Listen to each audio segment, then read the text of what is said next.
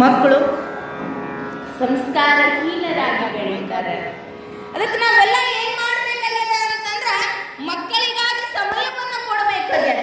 ಮಕ್ಕಳಿಗಾಗಿ ಸಮಯವನ್ನ ಕೊಟ್ವಿ ಅಂತಂದ್ರ ಮಕ್ಕಳು ಆದರ್ಶ ಮಕ್ಕಳಾಗಿ ಬೆಳೆಯಕ್ ಸಾಧ್ಯ. ಹೌದು, ಅಂತ ಒಂದು ಮುತ್ತು ಯಾರು ನಡೆದಾರ ಅಂತಂದ್ರ ಸಂಗಮ್ಮ. ಆ ಸಂಗಮ್ಮನ ಮಡಿಲಿನಿಂದ ಯಾರ ಜನನ ಆಗ್ಯದ ಅಂತಂದ್ರ ಶರಣಪ್ಪನವರ ಜನನ ಆಗ್ಯದ. ಮುತ್ತ ಆಕಾಶದಿಂದ ಭೂಮಿಗೆ ದರಗಿಳಿದು ಬಂದದೇನೋ ಅನ್ನುವ ಹಂಗ ಆ ಮಗುವಿನ ಒಂದು ಚಲನೆ ಅದ. ಮಗುವಿಗೆ ಹೆಸರಿಡಬೇಕು ಅಂತ ಹೇಳಿ ತಯಾರಿಯನ್ನು ಮಾಡಿದ್ದಾರೆ. ಹೀಗಿರುವಂತಹ ಸಂದರ್ಭದೊಳಗ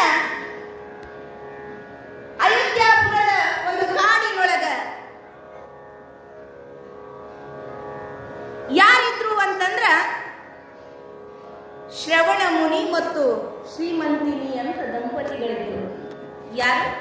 ಶ್ರವಣ ಮುನಿ ಮತ್ತು ಶ್ರೀಮಂತಿನಿ ಅಂತ. ಶ್ರವಣ ಮುನಿಗೆ ಎರಡೂ ಕಣ್ಣುಗಳಿಲ್ಲ. ಅವನು ಹುಟ್ಟಿನಿಂದ ಹುಟ್ಟು ಕುರುಡನಾಗಿದ್ದ. ಯಾರು ಅವನಿಗೆ ಮದುವೆ ಮಾಡಬೇಕು ಮತ್ತು ಯಾರಾದ್ರೂ ಹೆಣ್ಣು ಕೊಡ್ತಾರ ಯಾವುದೂ ಇರಲಿಲ್ಲ. ಒಂದ್ಸಾರಿ ಒಬ್ಬ ಮುನಿಗಳು ಸಿಗ್ತಾರ, ಸೌರಭ ಮುನಿ ಅಂತ ಹೇಳಿ. ಸೌರಭ ಮುನಿಗಳು ಏನ್ ಮಾಡಿದ್ರು ಅಂತಂದ್ರ ಆ ಶ್ರವಣ ಮುನಿಗಳಿಗೆ ಶ್ರೀಮಂತಿನಿ ಎನ್ನುವಂತ ಹೆಣ್ಣನ್ನ ತೆಗೆದು ಮದುವೆ ಮಾಡ್ತಾರೆ. ದಂಪತಿಗಳಿವರು ಹುಟ್ಟು ಕುರುಡರು. ಅವರಲ್ಲಿ ಏನಿತ್ತು ಅಂತಂದ್ರೆ ಕಣ್ಣು ಕಾಣಂಗಿಲ್ಲ ಅನ್ನೋದು ಅಷ್ಟ ಇತ್ತು ಕೊರತೆ. ಆದ್ರೆ ಏನು ಕೊರತೆ ಇರಲಿಲ್ಲ. ಬಹಳ ಚಂದ ಇತ್ತು ಅವರ ಜೀವನ. ಎಂತದ್ದು ಅಂತಂದ್ರ ಗಂಡ ಹೇಳಿದ್ದು ಹೆಂಡತಿ ನೀಡ್ತಾ ಇರಲಿಲ್ಲ, ಹೆಂಡತಿ ಹೇಳಿದ್ದು ಗಂಡ ನೀಡ್ತಾ ಇರಲಿಲ್ಲ. ಬಹಳ ಚಂದ ಸಂಸಾರ ನಡೆದಿತ್ತು. ಒಂದು ದಿನ ಹೆಂಡತಿ ಹೇಳ್ತಾಳ, ಅಲ್ರಿ ಹುಟ್ಟು ಕುರುಡರಾದ ನಾವು ಕಣ್ಣೇ ಇಲ್ಲ, ಮನಸ್ಸು ಒಂದೊಂದು ಬಾರಿ ಬಯಸ್ತದ, ಏನೋ ನೋಡ್ಬೇಕು ಅನ್ನಿಸ್ತದ, ಕಾಶಿ ನೋಡ್ಬೇಕು ಅನ್ನಿಸ್ತದ, ರಾಮೇಶ್ವರ ನೋಡ್ಬೇಕು ಅನ್ನಿಸ್ತದ, ಪ್ರಕೃತಿಯ ಸೌಂದರ್ಯವನ್ನ ನೋಡ್ಬೇಕು ಅಂತ ಅನ್ನಿಸ್ತದ. ಆದ್ರೆ ಕಣ್ಣೇ ಇಲ್ಲಲ್ಲ, ಏನ್ ಮಾಡು? ಈ ಬದುಕು ಪೂರ್ತಿ ನಾವು ಕಣ್ ಕಾಣದೆ ಕುರುಡರಾಗಿ ಸಾಗಿಸುವುದಲ್ಲ, ಬಹಳ ಕಷ್ಟ ಆದ್ರಿ ಅಂತ ಹೆಂಡತಿ ಗಂಡಗೆ ಹೇಳ್ತಾಳ. ಗಂಡ ಹೇಳ್ತಾನ, ಯಾಕೆ ಚಿಂತೆ ಮಾಡ್ತೀವಿ? ಬಹಳಷ್ಟು ದೂರ ಸಾಗಿ ಬಂದಿವಿ ನಾವೀಗ. ಅಷ್ಟಿಷ್ಟಲ್ಲ, ಬಹಳ ದೂರ ಸಾಗಿ ಬಂದಿವಿ. ಯಾಕೆ ಚಿಂತೆ ಮಾಡಕತ್ತಿ? ನಮ್ಮಿಬ್ಬರಿಗೆ ಕಣ್ಣಿಲ್ಲದಿರಬಹುದು, ಆದ್ರೆ ಭಗವಂತ ಎರಡು ಕಣ್ಣುಳ್ಳಂಥ ಒಂದು ರತ್ನವನ್ನ ನಮಗೆ ಕೊಟ್ಟಾನಲ್ಲ. ಆವಾಗ ಹೆಂಡತಿ ಅಂತಾಳ, ಸ್ವಾಮಿ ಏನ್ ಹೇಳಕತ್ತೀರಿ ನೀವು? ಅಲ್ಲ, ನೀನು ಮಾಡಿರುವಂತಹ ಪೂಜೆಯ ಫಲವೋ ಅಥವಾ ನೀನು ಮಾಡಿರುವಂತಹ ನನ್ನ ಸೇವೆಯೋ ಗೊತ್ತಿಲ್ಲ. ಯಾವತ್ತೂ ನೀನು ನನ್ನ ಸೇವೆ ಮಾಡುವಲ್ಲಿ ಏನಾಗಿಲ್ಲ, ವಿಫಲಳಾಗಿಲ್ಲ. ನೀನು ಸದಾ ನನ್ನ ಸೇವೆಗಾಗಿ ಸಿದ್ಧವಾಗಿದ್ದಿ. ಪತಿವ್ರತ ಧರ್ಮವನ್ನ ಪರಿಪಾಲನೆ ಮಾಡಿಯಲ್ಲ, ಅದಕ್ಕಾಗಿಯೂ ಏನೋ ಗೊತ್ತಿಲ್ಲ. ಆ ಭಗವಂತ ನಮಗೊಂದು ಮುತ್ತು ಕೊಟ್ಟದಲ್ಲ. ನಮ್ಮ ಮಗ, ನಮ್ಮ ಕುಮಾರನು ಅಂತಿಂತವನಲ್ಲ, ಸಾವಿರಕ್ಕೊಬ್ಬ ಕೋಟಿಗೊಬ್ಬ ಅಂತ ಒಂದು ಮುತ್ತ ಭಗವಂತ ನಮಗೆ ಕೊಟ್ಟನ. ಚಿಂತೆ ಮಾಡಬೇಡ ಅಂತ ಇಬ್ಬರು ಮಾತಾಡ್ತಾರೆ. ಗಂಡ ಹೆಂಡತಿ ಇಬ್ಬರು ಮಾತನಾಡುವಂತ ಸಂದರ್ಭದೊಳಗ ಬಹಳ ದೊಡ್ಡವನೇನಾಗಿರ್ಲಿಲ್ಲ ಕುಮಾರ. ಮಗನಿಗೆ ವಯಸ್ಸು ಎಷ್ಟಿತ್ತು ಅಂತಂದ್ರ ಒಂದು 15-16 ವರ್ಷದ ಯುವ ಬಾಲಕನಾಗಿದ್ದ. ಅವಾಗ ತಂದೆ ಶ್ರವಣ ಮುನಿಗಳು ಕರೀತಾ ಇದ್ದಾರೆ, ಕುಮಾರ ಕುಮಾರ ಅಂತ ಕೂಗಿದಾಗ ಅಡವಿಯೊಳಗೆ ಹೋಗಿರುವಂತಹ ಕುಮಾರನು ತಂದೆಯ ಧ್ವನಿ ಕೇಳಿ ಓಡಿ ಬರ್ತಾ ಇದ್ದಾನೆ. ಬಂದು ತಂದೆಗೆ ನಮಸ್ಕಾರವನ್ನ ಮಾಡಿ, ಅಪ್ಪ ಏನು? ಅಲ್ಲಪ್ಪ, ಜಗತ್ತನ್ನ ನೋಡಬೇಕು, ಈ ಪ್ರಕೃತಿಯ ಸೌಂದರ್ಯವನ್ನ ಅನುಭವಿಸಬೇಕು ಅಂತ ನನಗೆ ಯಾವತ್ತೂ ಅನಿಸಿಲ್ಲ. ಆದ್ರೆ ನಿನ್ನ ತಾಯಿಯ ಸಂಕಲ್ಪ ಒಂದದಲ್ಲಪ್ಪ, ಏನದು? ಅವಾಗ ತಾಯಿ ಹೇಳ್ತಾಳ, ಕುಮಾರ ಏನೋ ಗೊತ್ತಿಲ್ಲ, ನನಗ ಕಾಶಿ ಯಾತ್ರೆ ಮಾಡ್ಬೇಕಂತ ಮನಸ್ಸಾಗತ್ತದಲ್ಲ. ಕಾಶಿ ಯಾತ್ರೆ ಮಾಡಬೇಕು ಅಂತ ಮನಸ್ಸಾಗತ್ತದ. ಆದ್ರೆ ಹೆಂಗ್ ಮಾಡೋದು? ವಯಸ್ಸು ಆಗ್ಯದ, ಕಣ್ಗಳಿಲ್ಲ. ಹುಟ್ಟು ಕುರುಡರಾಗಿರುವಂತ ನಮಗೆ ಆಸೆಗಳಿರಬಾರದು, ಆಲಸ್ಯಗಳಿರಬಾರದು. ಆದ್ರೆ ಭಗವಂತ ನನಗೆ ತೀರ್ಥಯಾತ್ರೆ ಮಾಡಬೇಕು ಅಂತ ಹೇಳಿ ಮನಸ್ಸೊಳಗೆ ತುಂಬಿ ಬಿಟ್ಟನ. ಏನ್ ಮಾಡ್ಲಿ? 16 ವರ್ಷದ ಮುದ್ದು ಬಾಲಕ, ಎಳೆಯ ವಯಸ್ಸಿನ ಕಂದ.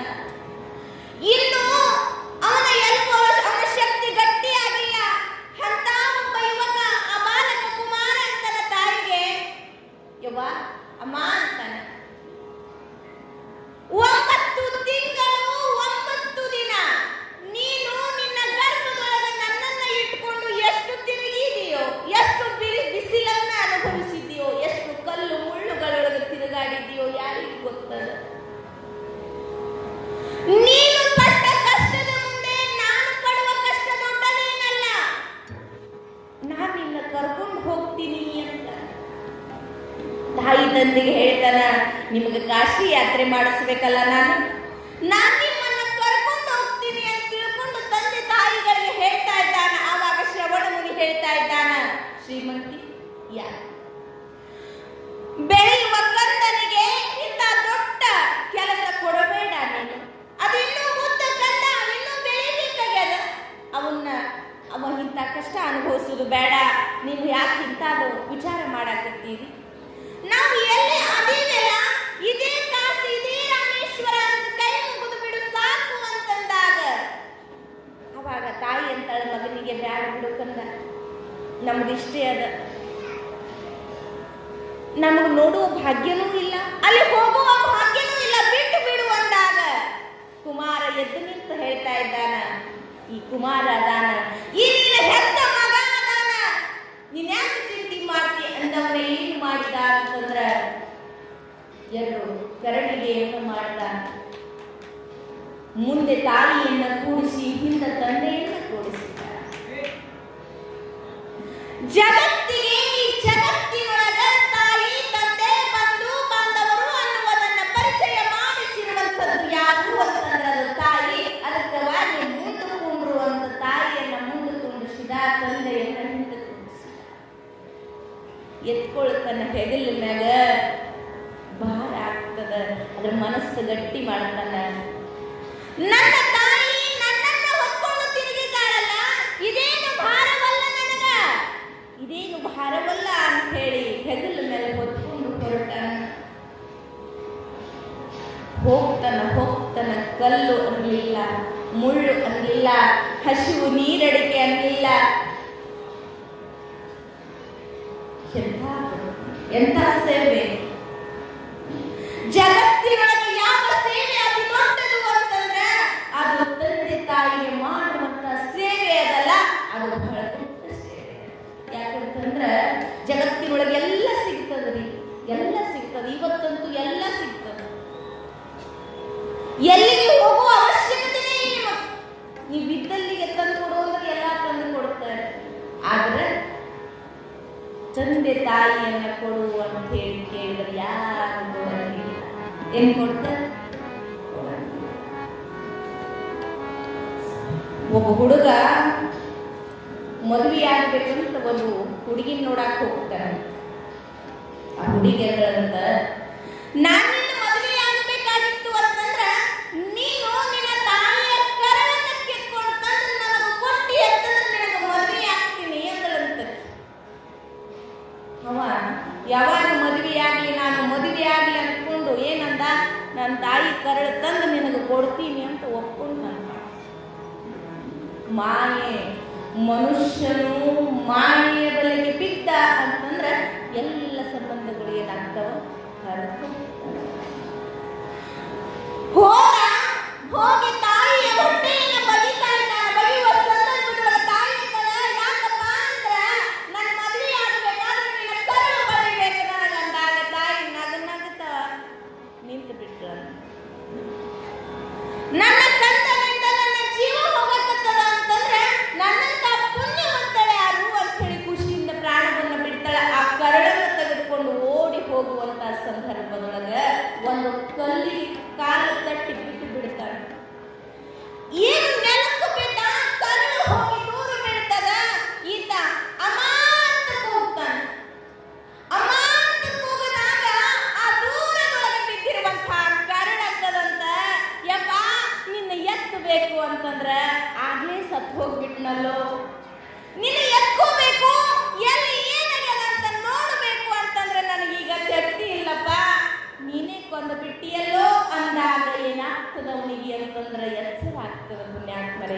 ತಾಯಿಯ ಜೀವ ಹೋಗಿಬಿಟ್ಟಿತ್ತು.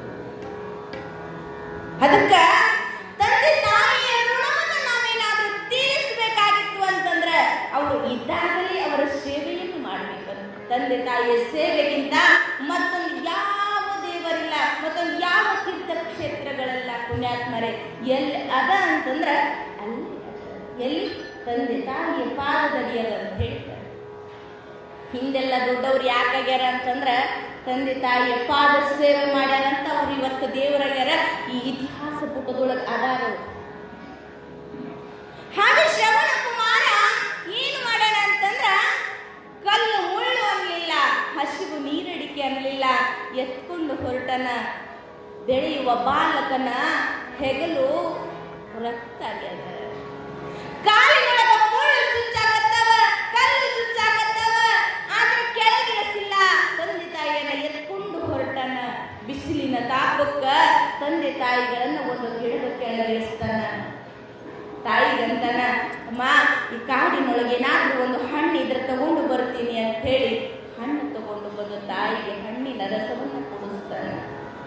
ಅವಾಗ ತಾಯಿ ಹೇಳ್ತಾಳೆ, ಯಪ್ಪ ನಾನು 9 ತಿಂಗಳು ನಿನಗೆ ಹೊತ್ತಿರಬಹುದು, ನನಗೇನು ನೋವಾಗಿಲ್ಲ, ಆದ್ರೆ ನೀನು ನಮ್ಮನ್ನು ಹೊತ್ಕೊಂಡು ತಿರ್ಗಾಕತ್ತೀಯಲ್ಲಪ್ಪ, ನಿನ್ನ ಋಣ ಯಾವಾಗ ತೀರಿಸು ನಾವಿಬ್ರು ಅಂತ. ಯಾವಾಗ ತೀರಿಸು? ಎಷ್ಟು ಜನ್ಮ ಕೂಡ ನನಗೆ ಹೆತ್ತರೂ ಕೂಡ ನಿನ್ನ ಒಂದು ಋಣ ನನಗೆ ತೀರ್ಸಕ್ಕಾಗಂಗಿಲ್ಲಪ್ಪ ಅಂತ ತಂದೆ ತಾಯಿ ಕಣ್ಣೀರು ಹಾಕ್ತಾರೆ. ಮಗ ಹೇಳ್ತಾನ, ವಾ ದೊಡ್ಡ ಮಾತದ ಅನ್ಬೇಡ ಅಂತೇಳಿ ತಂದೆ ತಾಯಿಗಳಿಗೆ ನಮಸ್ಕಾರವನ್ನು ಮಾಡಿ ಮತ್ತೆ ಹೆಗಲಿಗೆ ಹಾಕಿಕೊಂಡು ಬರ್ತಾರೆ ತೀರ್ಥಕ್ಷೇತ್ರಕ್ಕೆ. ಹೋಗುವ ದಾರಿಯೊಳಗೆ ಏನಾಗ್ಯದ ಅಂತಂದ್ರ ಅಲ್ಲೇ ಅಯೋಧ್ಯ ನಗರಿ ದಶರಥ ಮಹಾರಾಜನ ರಾಜ್ಯ. ಆವತ್ತು ಏನಾಗಿತ್ತು ಅಂತಂದ್ರ ಕಾಡಿನೊಳಗ ಅನೇಕ ರಾಜ್ಯರು, ಅನೇಕ ಸೇವಕರೆಲ್ಲರೂ ಕಾಡಿಗೆ ಎಲ್ಲಿಗೆ ಹೋಗ್ತಿದ್ರು ಅಂದ್ರೆ ಬೇಟೆಯಾಡಕ್ ಹೋಗ್ತಿದ್ರು. ಅವತ್ತಲ್ಲಿ ಒಬ್ಬ ಸೇವಕ ಬಂದು ದಶರಥ ಮಹಾರಾಜನಿಗೆ ಹೇಳ್ತಾನೆ, ರಾಜರೇ ಇವತ್ತು ಬೇಟೆಯಾಡಕ್ ಹೋಗಂಗಿಲ್ಲ, ನೀವು ನಡ್ರಿ ಹೋಗುನು ಅಂತಾನೆ. ದಶರಥ ಮಹಾರಾಜನಿಗೆ ಒಂದೇನಿತ್ತು ಅಂದ್ರ ಬೇಟೆಯಾಡುವಂತಹ ಒಂದು ಕೌಶಲ್ಯ ಇತ್ತು. ದಿನಾಲು ಅವರಿಗೆ ಅದೊಂದು ಏನು ಅಂತಂದ್ರ ಹವ್ಯಾಸ. ದಶರಥ ಮಹಾರಾಜ ಕಾಡಿಗೆ ಹೋಗಿದ್ದಾನ. ಬೆಳಗ್ಗೆಯಿಂದ ಸಾಯಂಕಾಲದವರೆಗೂ ಬೇಟೆಯನ್ನ ಹುಡುಕಿ ಸುಸ್ತಾಗಿನ, ಎಲ್ಲಿ ಬೇಟೆ ಇಲ್ಲ. ಗಿಡದ ಕೆಳಗಡೆ ಕುಳಿತುಕೊಂಡಿದ್ದಾನೆ. ಜಯಮಂಗಲಂ ಜಯ ಪಾರ್ವತೇಶ್ವರ ಮಹಾದೇವ.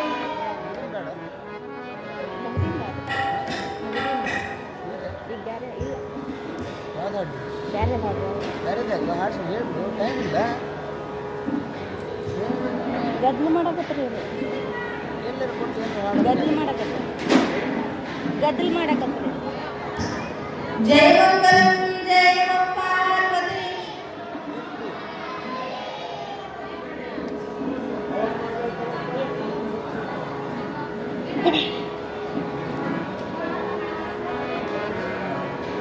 ದಶರಥ ಮಹಾರಾಜ ಮರದ ಕೆಳಗೆ ಕುಳಿತುಕೊಂಡಿದ್ದಾನೆ. ಇತ್ತ ಶ್ರವಣ ಕುಮಾರ ತನ್ನ ತಂದೆ ತಾಯಿಯನ್ನ ಕರೆದುಕೊಂಡು ಬಂದಿದ್ದಾನ. ಆವಾಗ ಬಿಸಿಲು ಒಂದಷ್ಟು ಆವರಿಸಿ ಬಾಯಿಯಾಗಿಕೆಯಾಗಿದೆ ತಾಯಿಗೆ.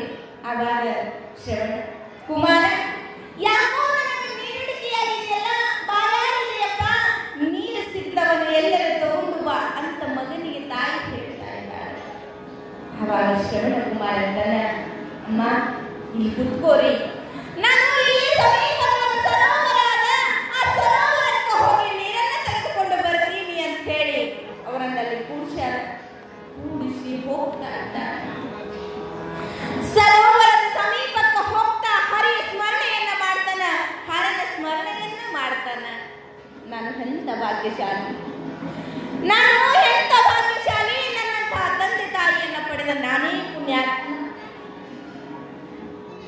ಅವರನ್ನ ನನ್ನ ಹೆಗಲ ಮೇಲೆ ಹೊತ್ತುಕೊಂಡು ತೀರ್ಥಕ್ಷೇತ್ರ ಮಾಡುವಂತಹ ಒಂದು ಆ ಭಾಗ್ಯ ಭಗವಂತ ನನಗೆ ಕಲ್ಪಿಸಿಕೊಟ್ನಲ್ಲ ಅಂತ ಸಂತೋಷದೊಳಗೆ ಆ ಸರೋವರಕ್ಕೆ ಹೋಗಿದ್ದಾನೆ.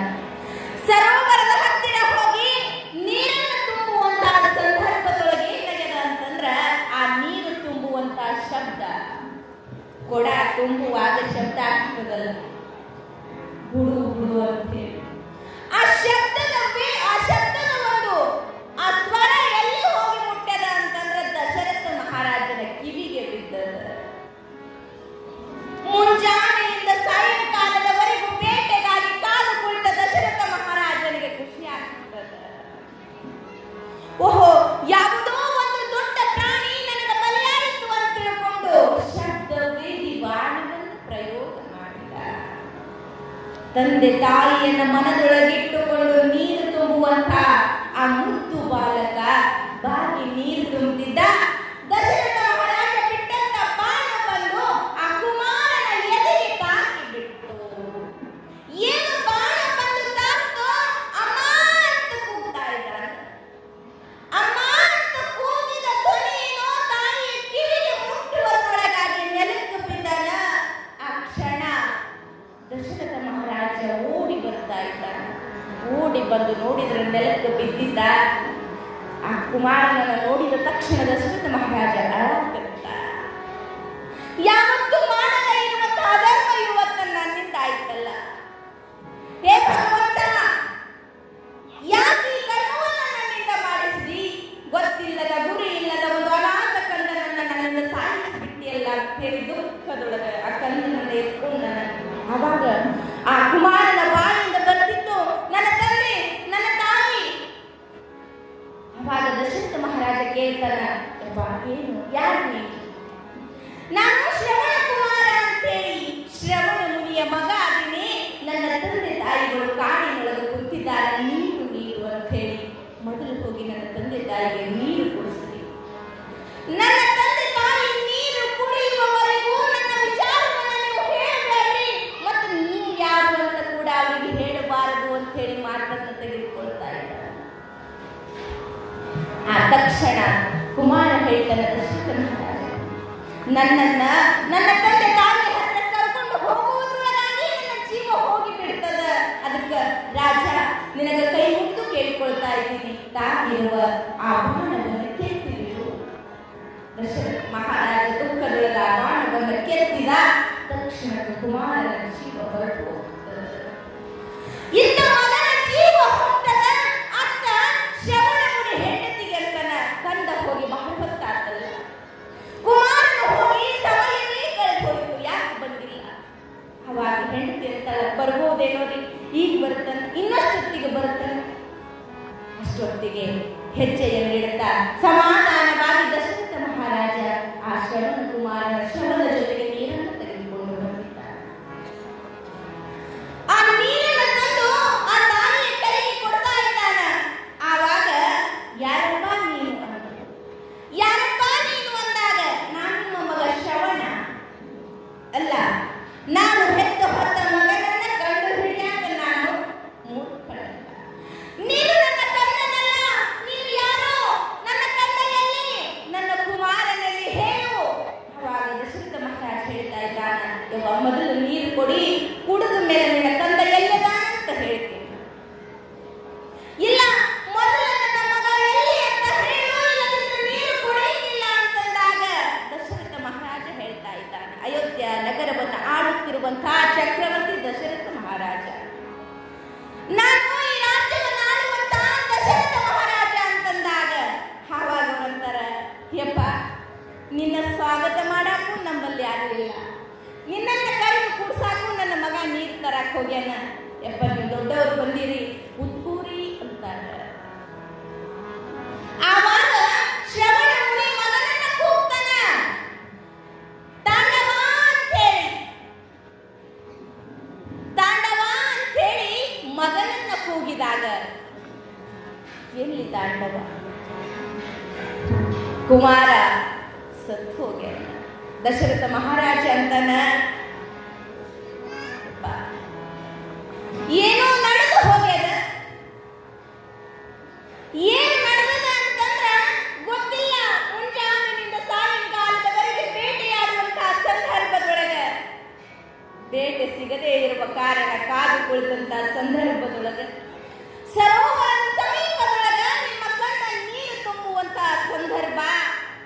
ಯಾವುದೋ ಪ್ರಾಣಿ ಇರಬಹುದು ಅಂತ ಹೇಳಿ ಶಬ್ದವಿಲ್ಲದ ಬಾಣವನ್ನು ಬಿಟ್ಟು ಆ ಬಾಣಿಗೆ ನಿಮ್ಮ ಮಗನು ತುತ್ತಾಗಿ ಬಿಟ್ಟ, ನನ್ನನ್ನು ಕ್ಷಮಿಸಿ ಅಂತ ಹೇಳಿ ಪಾದವನ್ನು ಹಿಡಿಯಕ್ಕೆ ಹೋಗ್ತಾ ಇದ್ದಾನ ದಶರಥ ಮಹಾರಾಜ. ಅದರ ತಂದೆ ತಾಯಿ ಇರುವರು ಅಂತಾರ, ಮಹಾರಾಜ ದಶರಥ ಹಿಂದಕ್ಕೆ ಸರಿ ಎಂದವರೇ. ಶ್ರವಣ ಮುನಿ ಅಂತಾನ, ದಶರಥ ಮಹಾರಾಜ ಕೇಳು, ನೀನು ನನ್ನ ಮಗನನ್ನ ತಿಳಿದೋ ತಿಳಿಯದೋ ಕೊಂದಿ ಗೊತ್ತಿಲ್ಲ, ಆದ್ರೆ ನಾನು ನನ್ನ ಮಗನ ಕಳ್ಕೊಂಡು ಹೇಗೆ ವೇದನೆಯನ್ನು ಅನುಭವಿಸ್ತಾ ಇದ್ದೀನೋ ಈ ವೇದನೆಯನ್ನ ನೀನು ಕೂಡ ಅನುಭವಿಸಬೇಕು. ಪುತ್ರ ವಿಯೋಗವನ್ನ ನೀನು ಕೂಡ ಅನುಭವಿಸಬೇಕು. ನಿನ್ನ ಅಂತ್ಯಕಾಲದೊಳಗ ನಿನ್ನ ಮಕ್ಕಳು ನಿನ್ನ ಹತ್ರ ಇಲ್ಲದೆ ಇರುವಂಗಾಗಲಿ ಅಂತ ಶಾಪವನ್ನು ಕೊಟ್ಟು ತಕ್ಷಣಕ್ಕ ಮಗನ ಜೊತೆಗೆ ಇಬ್ಬರೂ ಸಾವನ್ನಪ್ಪುವಂತವರಾಗ್ತಾ ಇದ್ದಾರೆ. ದಶರಥ ಮಹಾರಾಜನಿಗೆ ವರವೋ ಶಾಪವೋ ಗೊತ್ತಾಗಲೇ ಇಲ್ಲ. ಶ್ರವಣ ಮುನಿ ಕೊಟ್ಟಂಥದ್ದು ನನಗೆ ವರವಾಯಿತೋ ಅಥವಾ ಶಾಪವಾಯಿತೋ ಅಂತ ಗೊತ್ತೇ ಆಗಲಿಲ್ಲ. ಆದರೂ ಅಲ್ಲೇ ಅವರ ಶವ ಸಂಸ್ಕಾರವನ್ನ ಮಾಡಿ ಮನೆಗೆ ಬಂದಿದ್ದಾನ. ದುಃಖದ ತಾಪದೊಳಗದಾನ. ಕೌಶಲ್ಯ ಬಂದು ಕೇಳ್ತಾ ಇದ್ದಾಳ, ರಾಜ ಏನಾಯಿತು, ಯಾಕೆ ದುಃಖದೊಳಗದೀರಲ್ಲ, ಯಾಕೆ ದುಃಖದೊಳಗದೀರಿ ಅಂತಂದಾಗ, ಗೊತ್ತಿಲ್ಲದೋ ಏನೋ ಗೊತ್ತಿಲ್ಲ, ನನ್ನ ಕರ್ಮವೋ ಗೊತ್ತಿಲ್ಲ, ಇವತ್ತಿನ ದಿವಸ ಶ್ರವಣ ಮುನಿಯಾಗಿರುವಂಥ ಒಬ್ಬ ಮುನಿಗಳ ಮಗನನ್ನ ಕೊಂದು ಬಿಟ್ಟ. ಅದಕ್ಕಾಗಿ ಆ ಮುನಿಗಳು ನನಗೊಂದು ಶಾಪ ಕೊಟ್ಟರು ಅಥವಾ ವರ ಕೊಟ್ಟರು ಗೊತ್ತಾಗಲಿಲ್ಲ ಅಂತಂದಾಗ ಏನಾಯಿತು, ನಾನು ಪುತ್ರ ವಿಯೋಗದಿಂದ ಸಾವನ್ನಪ್ತೀನಿ, ನನ್ನ ಜೊತೆ ಮಕ್ಕಳಿದ್ದರೂ ಮಕ್ಕಳಿಲ್ಲದಂಗ ಅಂತ ಹೇಳಿ ಶಾಪ ಕೊಟ್ಟರು.